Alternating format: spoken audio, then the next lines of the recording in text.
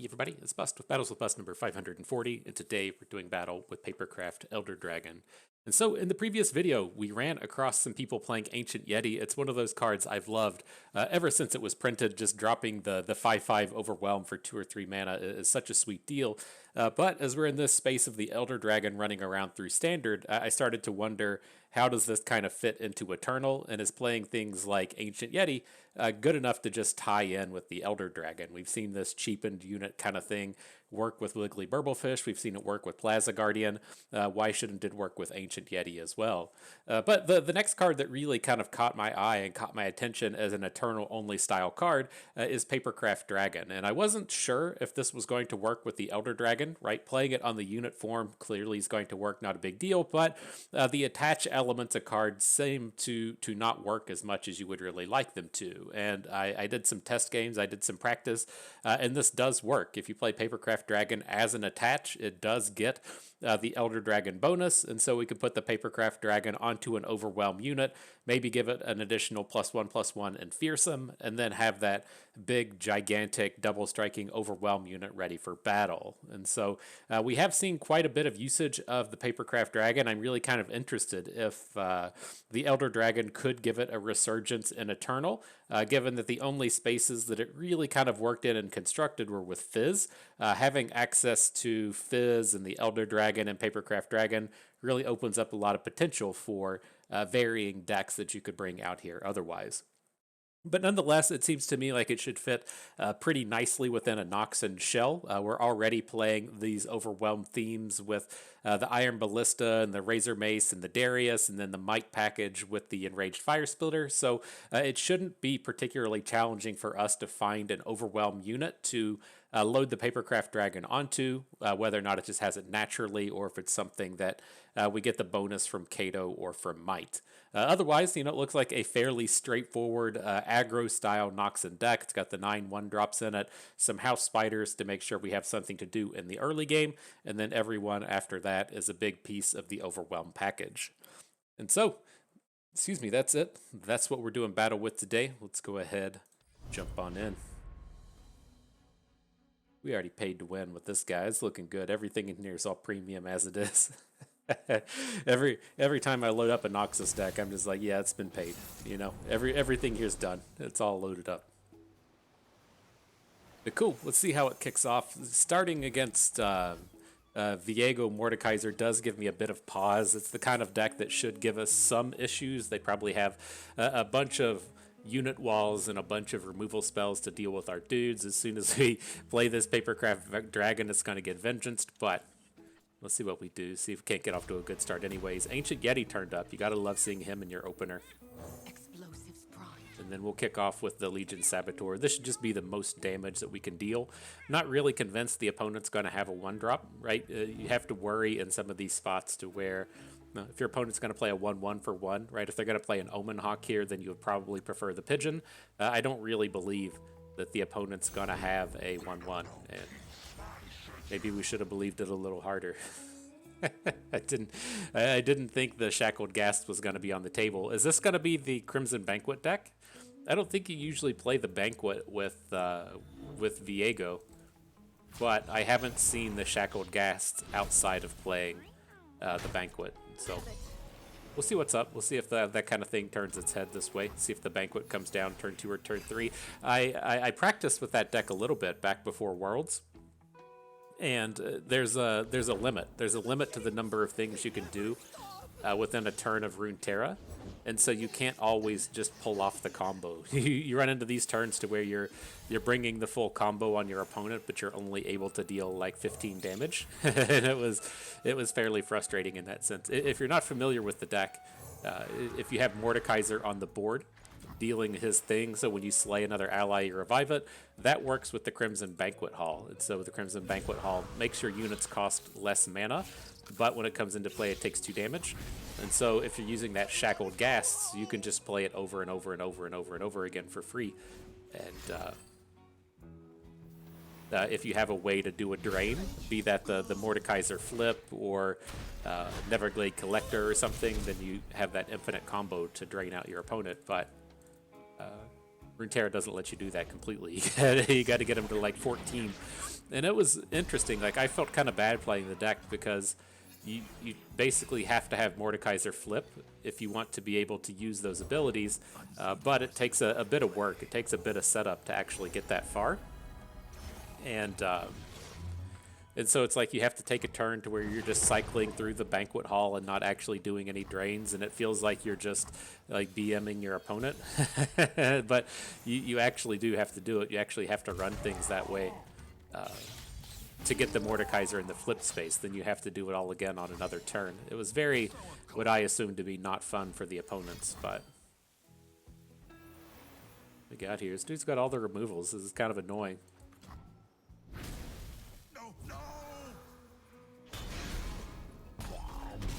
And so how do we go about this? This is the big question, right? The big deal. Do we play the card that we legitimately should in the Enraged Fire Spitter to kill off one of these units? Or do we play Darius so we can try and Papercraft Dragon? And the Might came in and just fixed all of our problems. It solved everything. We don't have to worry. We don't have to worry about who to hit when the Might turns up. So that worked out nicely.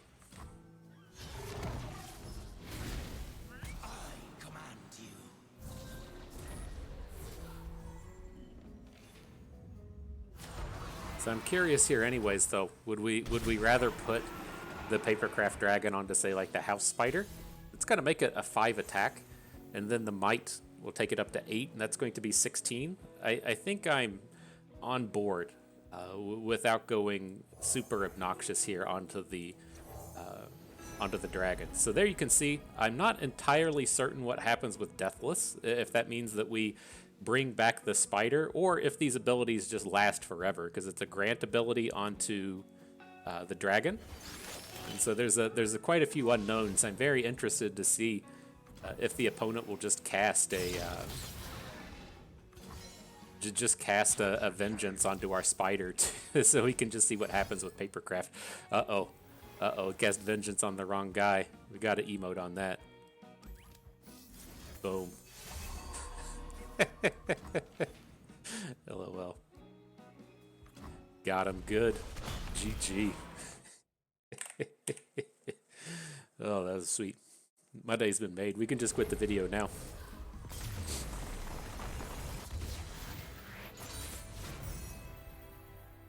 I got that. I got that jelly from the Emporium. It's one of the things. I really do hope that things get to pick up and turn around in terms of the financial status of the game here in the upcoming patches. You know, one of the things that's really kind of bummed me out is it's not. I don't feel it's like safe to say that Riot didn't try.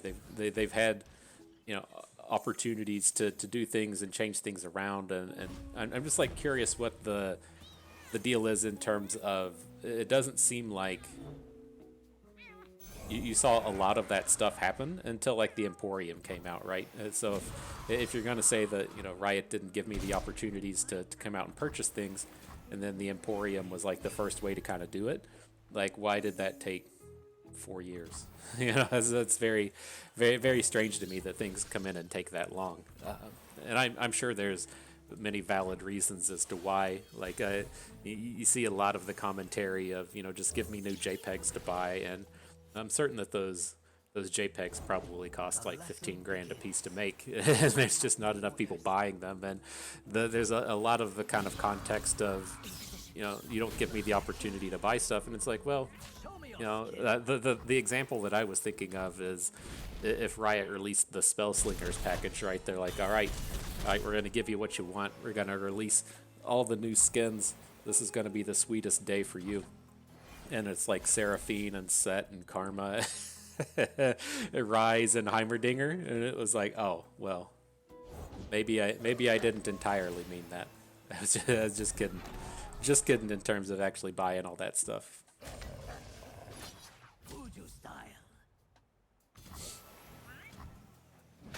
All right, but this all seems pretty reasonable. We're getting pretty decent combats here. We'll get the Kato the Arm on the board. I assume that, you know, we'll probably attack next turn and get hit with the Harsh Winds or something, but we're still fighting through pretty strong on this board, and we got the sweet combo again. I I can't wait to pop off with this stuff. So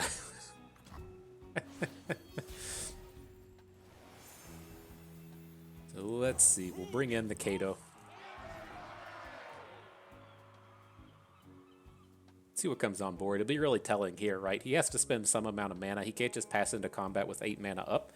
And so we'll see if he just drops like a cheapo dude, like an Avenging the Staya style of unit, just to get some cheap stats on the board. Because then at that point we'll know if the Harsh Winds is valid. So it's not going to be a Harsh Winds. He's got the Rhinefang pack on board. That's fine. We can still make a pretty good combat here. Going to give the bonus to the Legion Saboteur. Just the biggest, well, we should probably put it on a House Spider, right? It's a little bit of a worse unit compared to the Saboteur.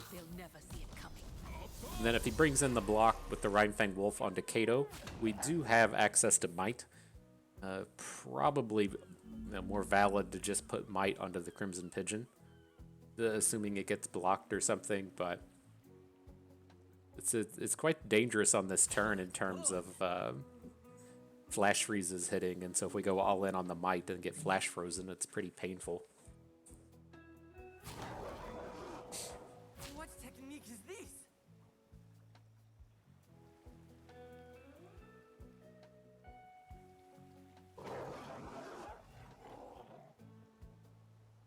Alright, my dudes, you gotta find that good block. The 1/1 in front of the 5/1's not gonna get it done.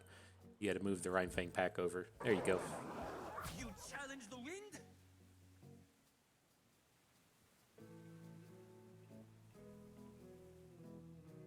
Look at all these Papercraft dragons. What a day. What a day. Rico Rex is gonna love this shit. So what do we got? We just need 1 more damage to fight through the Master Yi. Oh shit, we don't have Might mana anyways. Alright, fine. Maybe we will get to do the combos. Still looking pretty good though, right? He's at 1. He doesn't have like the 1/3 that generates the Lifesteal dragons, and we'll have the Papercrafts down this turn.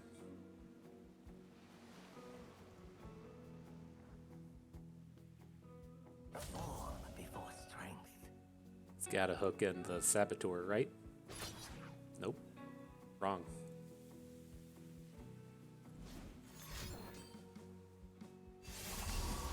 I mean, is there ever really Lifesteal rolling through after this? Is he gonna have a rejuvenating breeze, whatever the likes of that thing is called? I don't believe it. Impact is pretty good here though, so if he does have the Shatter or something for the Legion Saboteur, we got the impacts to try and finish now. Winter is the Freljord's true. Okay, we can still fight through the Rhymetusk Shaman. We got the Might. That's all you need. Chills up my spine. Oh wow, the bird just has the stats. Let's keep it this way anyways. You know, if it comes down to it, if he's playing cards, he's gonna have to answer all of our units on board now, and then we don't need to actually deal damage with the pigeon. It's gonna deal 4 damage at impact, so I think we're good here. Yeah, he's got heal stuff.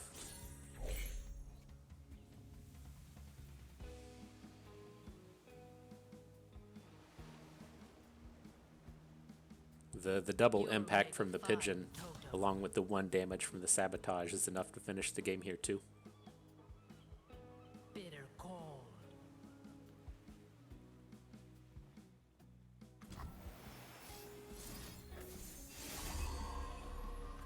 Zing him.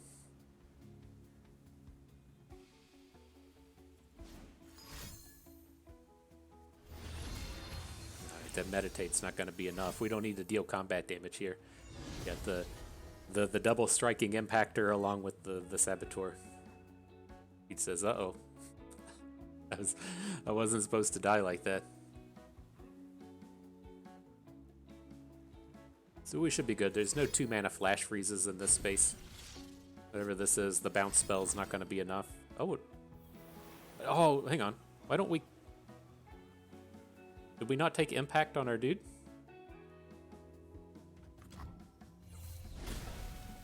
Why didn't our pigeon have impact? Should have just Whirling Death in this combat. I'm at a loss for what's going on here. What happened? Alright, the Papercraft Dragon does lose his abilities when he comes back to hand. Gotcha. What did we even take? Did we take Fearsome with this thing? I was pretty confident we took the 1/1 in impact. Or did it get 1/1 in impact and then it just doesn't give impact? I guess that could be a thing as well. One arrow.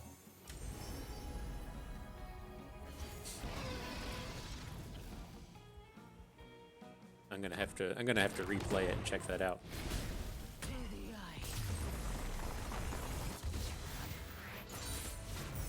eye. Very interested now. May not be as awesome as I want. Let's see. All right, so I've got it pulled back up. No, not surprisingly, it appears to be bugged. The attached stuff has a lot of problems across the board. But here's the Papercraft Dragon, right? He comes up. We pick the attach. The Elder Dragon thing comes up. We pick the stat bonus and impact, and then the attached to unit doesn't get impact. And so I guess this is just giving Papercraft Dragon +1/+1 for eternity. And so a bit of a bummer there, but nonetheless, we kind of figured it out. Yeah, it reminds me. I caught. We were playing a bit with Yuumi, and Yuumi doesn't work with Bandle City Mayor, which was very odd. Like Yuumi does work, or at least did work with the what's it called? The fairy thing. The fairy thing that makes your fairies cost 2 less. And I'm pretty certain that both of the abilities read the same way, and it works with the fairy, but not with the Bandle City Mayor. And so, curious to see how that comes about. That's one of the bummers of getting the dev teams cut and stuff. Is, you know, how much stuff are they just going to miss now, right? There's a few of these cards that just cause loads of problems all the way down the board. The attach mechanic on the whole has been damaged quite a bit.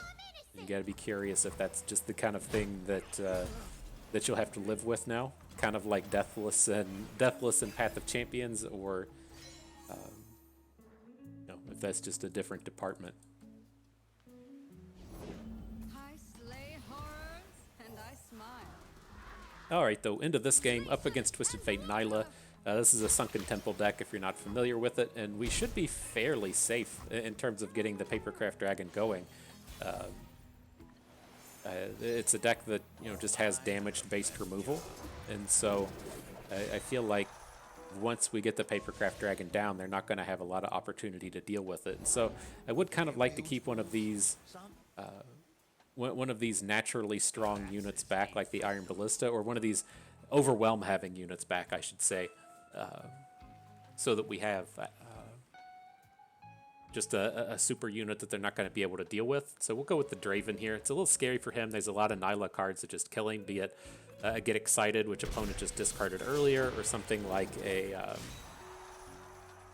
Divine Whirlwind, but I think he'll get a chance. Oh, suiting up. Let's see if we get this big-ass Draven play this turn. Draven with the Spinning Axe and a Whirling Death, blocking the Pole Shark and Whirling Deathing down Nilah. I think it's a good chance we'll get it. Now we're cooking. Now we're cooking. Get that Draven flip. It's asking to get 2 for 1. Oh, nice. Nice.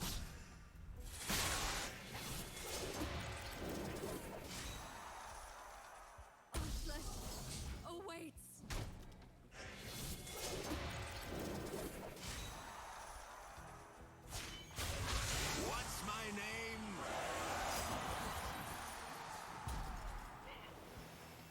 All right, this was the answer. This was the answer to all the LOR problems. They just needed to print more pool party skins. I'm always up for a round or two. Oh, blue card. Interesting. Get in. Is this hand just that bad? Just like literal nothing to do at this point? Like you can't play Sunken Temple next turn, right? There's a 0% chance you can play Sunken Temple into this board. I feel okay playing the Ballista now. We'll be able to get Papercraft down onto something. Be it Draven or be it the Iron Ballista.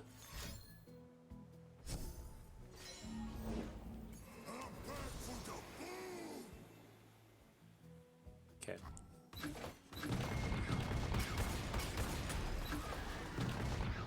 Got a bird. Does that leave our Draven at 1? Nope.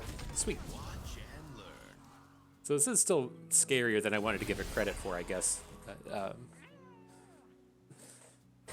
I wasn't expecting a ton of potentially strong units to come down on this turn.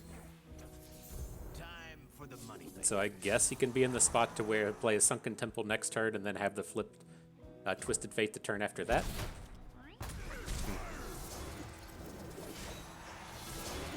A little scared, not big scared, I guess.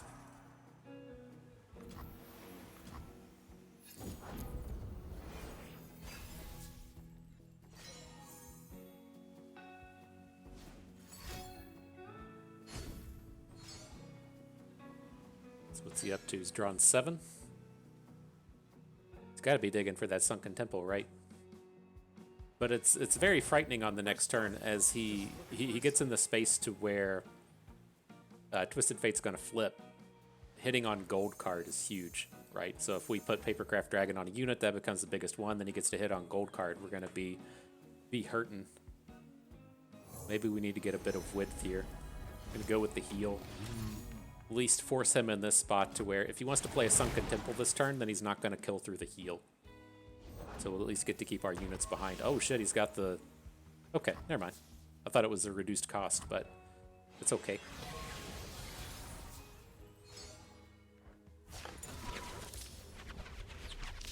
Looks like I'm on a hot Alright, streak. Steve gets the flip.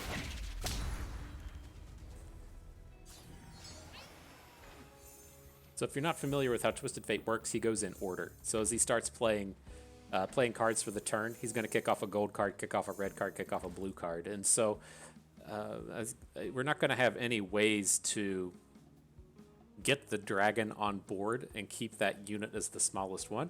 Actually, we can, right? We can Papercraft onto the Ballista, and then when he goes to gold card, we can Spinning Axe onto the Ancient Yeti. I think that's the way to go. Our hand doesn't do anything otherwise. Like, we can just open. Yeah, that seems like we're just going to get killed. So we learned that the keywords don't matter, so we'll just go with the bonus stats. But right, if we attacked with everybody, played a card, he gold carded the Ancient Yeti, then his blocks would have been enough to survive. And there's no way we're going to beat a flip Twisted Fate going into the next turn.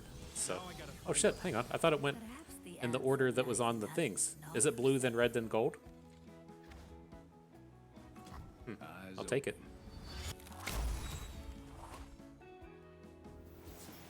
Let's book it. Only coming in for 15. That number feels so low.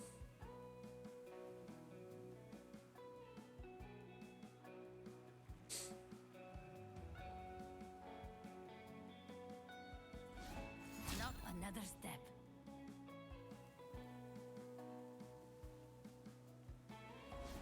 Still feels like there's a good chance, though. I bet there's a very strong chance they messed this up. Sorry to put it that way, but feels like seeing the Mariam come down in front of the Ancient Yeti means they don't realize that. Oh, he's got the... What's going on here? So he's got the Divine Whirlwind going onto Draven, the Mystic Shock going onto the Iron Ballista, and then the gold card currently landing on the Ballista. Right, so now we Spinning Axe. Let's see, let's discard What are Eddie. you waiting for? Now we're cooking. Now we're dealing 12 into 9. Got him. GG.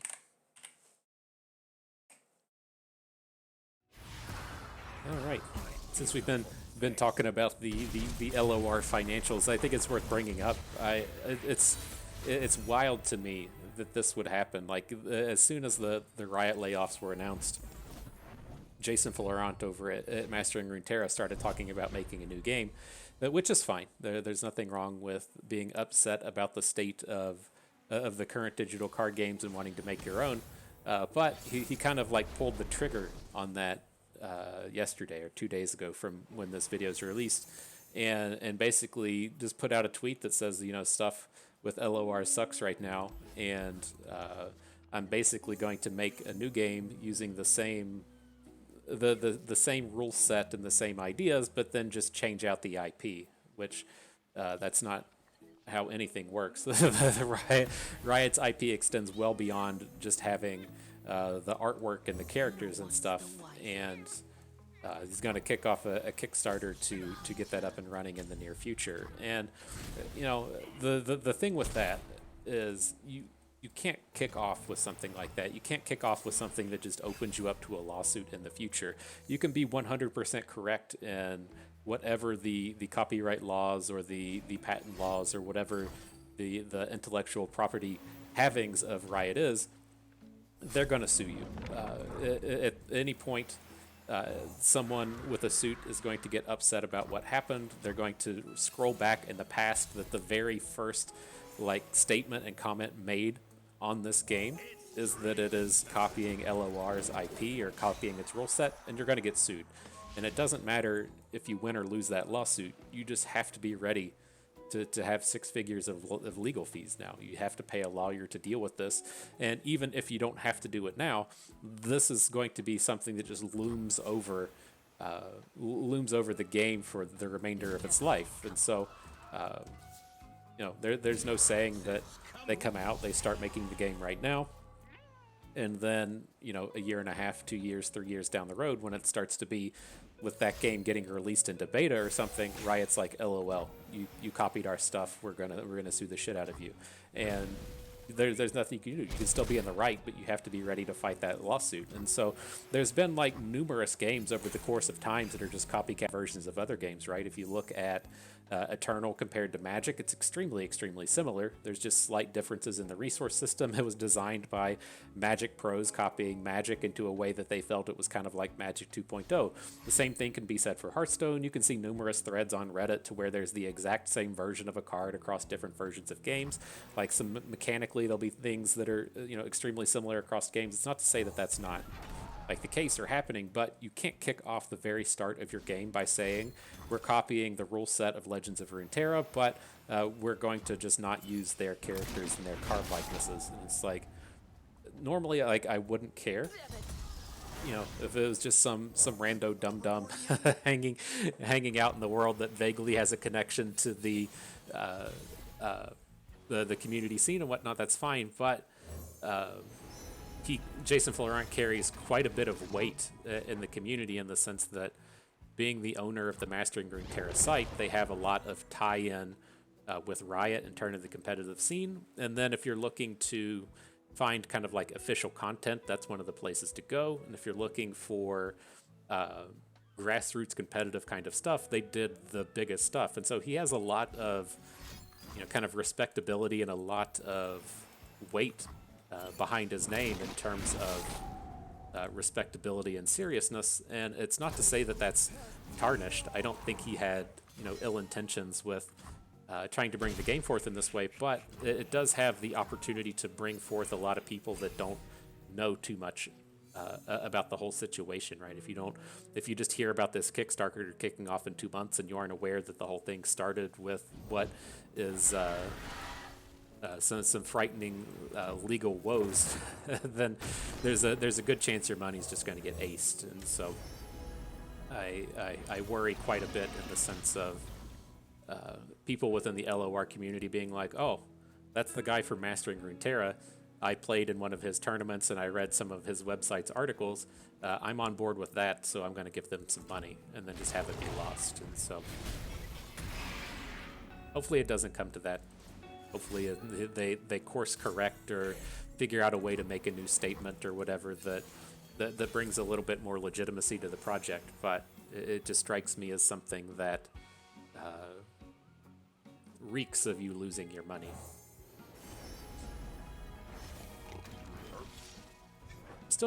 I'm not certain how all that works. I don't know if Majin Bay is still attached to that project. I know Majin Bay and Jason Florent did the podcast there for a while. I haven't seen Majin Bay make mention of Mastering Runeterra in a long time, and I'm not certain if the Mastering Runeterra Pro team is still a thing anymore.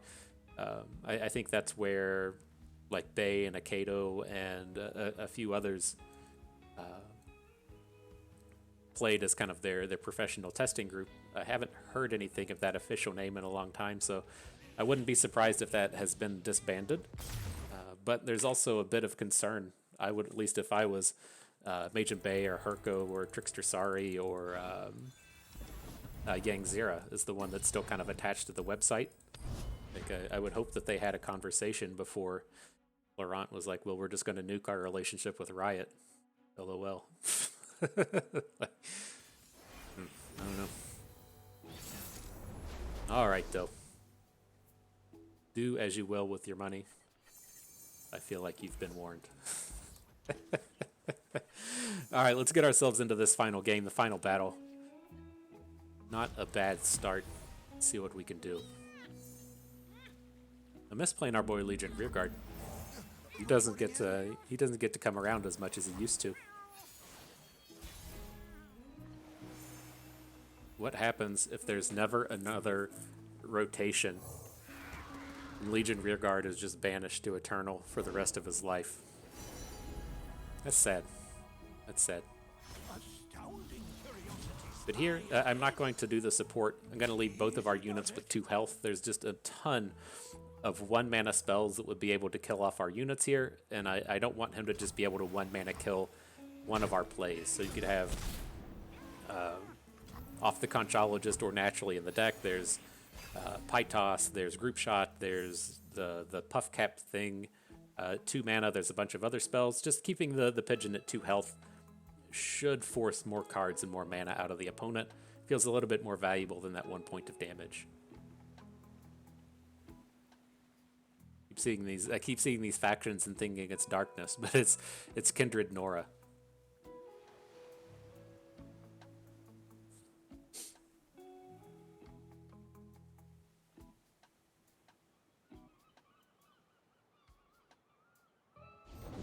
Cup of tea?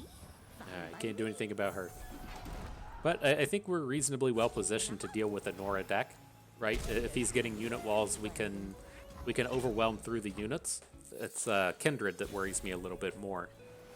So we'll see if it turns up. But looking pretty reasonable for a turn 6 setup here to where we just have this giant board of overwhelms. What wondrous discoveries await below. Same deal with the Pigeon.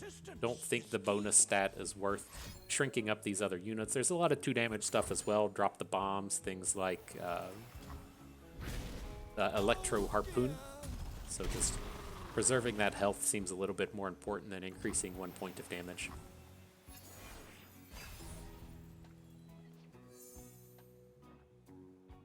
We going for Kato time here, or do we want to just get Darius down? I'm leaning towards just getting Darius down. Let's see. The bummer is if we want to have a Might for next turn, we can't play the Crimson Pigeon then.